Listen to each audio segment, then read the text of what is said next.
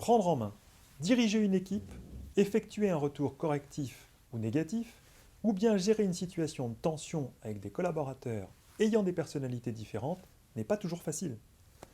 Il arrive parfois de devoir exprimer son mécontentement et surtout le souhait de voir changer rapidement certains comportements ou certaines attitudes. Comment dire quelque chose de délicat à un collaborateur? Je vais vous présenter une méthode très efficace pour réaliser ces entretiens de mise au point tout en ayant une communication bienveillante mais pour autant sans complaisance. Le DESC. Cette méthode DESC se déroule en 4 étapes. Le D pour décrire, le E pour exprimer les émotions, le S pour rechercher les solutions et le C pour conclure en contractualisant l'accord. Je vais revenir bien entendu sur la description précise de la méthode DESC et ses étapes. Mais avant, je vous propose de partir d'une situation que vous avez déjà rencontrée. François est excédé par le comportement de Paul car il ne marque pas ses changements de programme sur le planning général. Il lui a déjà dit à plusieurs reprises, gentiment, puis en le menaçant de sanctions, mais sans résultat. Le ton est monté et François ne sait plus quoi faire. La méthode DESC permet d'aborder cette situation de mise au point de façon organisée, réfléchie, bienveillante, pour aboutir à une solution concertée. Jouons la scène en appliquant la méthode DESC et ensuite nous décortiquerons ce qui s'est passé. François arrive au bureau. Il attend que Paul soit seul à la machine à café et lui dit « Salut Paul, je vois que nous sommes tous les deux. As-tu le temps de discuter pendant ton café? J'ai besoin de te parler de la gestion du planning. » Paul lui répond « Oui, pas de problème. » François lui dit « Hier, après avoir consulté ton emploi du temps, dans le planning général, je t'ai cherché dans les bureaux. Lise m'a dit qu'elle t'avait vu partir en milieu d'après-midi. Je constate que le planning n'a pas été mis à jour, ce qui m'a fait perdre du temps. Je ne te cache pas que j'étais en colère de ne pas te trouver.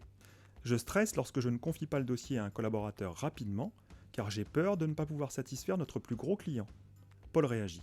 « Je comprends, et je suis vraiment désolé François, mais lorsque je pars en intervention, je n'ai pas le temps d'allumer mon ordinateur, d'attendre l'apparition du planning et faire les modifications. » François reprend la main et lui dit « Ce que je souhaiterais, c'est pouvoir te joindre rapidement tout le temps. Es-tu d'accord pour prévenir systématiquement par SMS un membre de l'équipe quand tu t'absentes, et il modifiera le planning ?» Paul répond « Oui, un SMS c'est pratique et rapide, tu peux compter sur moi. » Vous constaterez que François, pour appliquer la méthode DESC, a choisi le bon moment, autour de la machine à café, et il a abordé la difficulté en privé. Ensuite, François a appliqué les 4 étapes ou les 4 séquences de la méthode DESC. Le D pour décrire les faits. Il faut décrire les faits objectifs, de façon claire et simple. François dit à Paul « Je constate que tu n'as pas mis le planning à jour. » Il ne lui dit pas « Tu es mal organisé » ou « Tu ne fais pas ton travail », ce qui reviendrait à porter un jugement. Un truc, pour déterminer si c'est bien le fait objectif qui est exprimé, posez-vous la question « Qu'est-ce qui me fait dire cela ?» Tu es mal organisé? Qu'est-ce qui me fait dire cela? L'absence de mention du départ sur le planning, c'est ça le fait objectif. Ensuite vient le E. Le E pour exprimer les émotions et les ressentis. François exprime une émotion. Il dit « j'étais en colère ». C'est l'expression d'une émotion fondamentale comme la joie, la tristesse, la peur. C'est difficile de nommer ces émotions, mais c'est essentiel pour le faire comprendre à l'autre. François précise ensuite qu'il est stressé, car il a peur de ne pas satisfaire le client. C'est un ressenti. L'émotion ou le ressenti sont tournés vers le comportement et non pas vers la personne elle-même. Vous remarquerez que François s'exprime volontairement en « je » pour ne pas agresser son interlocuteur, car le « tu » est accusateur. Ensuite le S.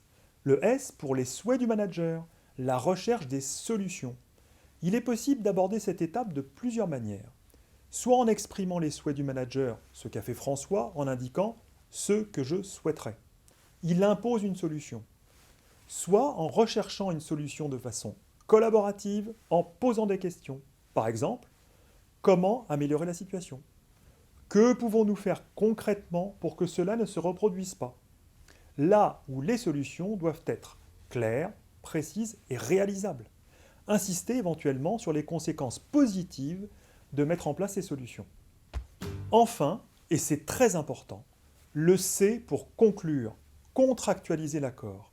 Il faut valider ce qui a été décidé. François demande à Paul de s'engager. Es-tu d'accord pour prévenir un membre de l'équipe? Il pourra s'appuyer sur cet accord si ce qui a été décidé n'est pas respecté. Il peut même imposer de revoir la situation dans quelques jours pour savoir si la solution est satisfaisante et bien appliquée. Cette méthode, DESC, D pour décrire les faits, E pour exprimer ses émotions, S pour solution et C pour contractualiser, est extrêmement efficace. La communication en format DESC est bienveillante tout en n'étant pas complaisante, car le manager doit savoir faire des mises au point. Plus généralement, cette méthode peut être utilisée pour convaincre son équipe ou bien affirmer son leadership, tout en développant son assertivité. D'une manière encore plus générale, cette méthode peut être utilisée dans toute communication. Vous pouvez notamment la tester et la mettre en œuvre dans la sphère familiale.